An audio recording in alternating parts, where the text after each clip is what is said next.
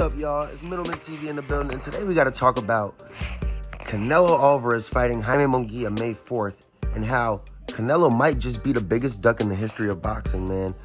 Right after the, post conference, they asked Canelo Alvarez, what's up with David Benavidez? Are you ever going to fight David Benavidez? And he basically said, why would he fight this guy? What does this guy accomplish?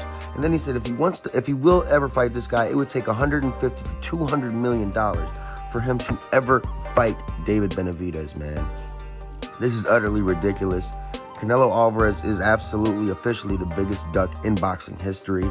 I have no respect for this man. It's like I said in my videos before, I'm definitely pulling for Jamie Munguia to win this upset. I'm hoping he can pull some tricks out of his bag and somehow find a way to upset Canelo Alvarez. I don't think he will, but I will be pulling for the man. That being said, in the press conference, man, I didn't like the body language from Jamie Munguia.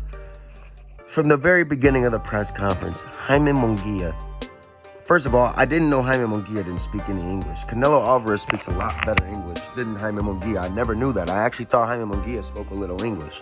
That being said, let's get right to the point. Jamie Munguia was showing way too much respect to Canelo Alvarez, man. This is your opponent. This is your rivalry. Your promoter, Oscar De La Hoya, has been calling to fight Canelo Alvarez for over a year. This is a Mexican versus Mexican fight. When Eric Morales and Marco Antonio Barrera fought, they didn't smile at each other. They didn't shake each other's hands. They were rivals. When Oscar fought Fernando Vargas, it was Cholo versus Mexican American. They weren't friends. They were rivals.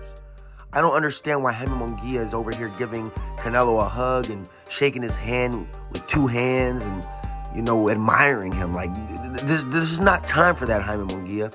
People already think you're not a worthy opponent. I think you're a worthy opponent, but there are people out there that don't want you to even fight Canelo, who don't think you're deserving of Canelo, who think you've beaten nobody.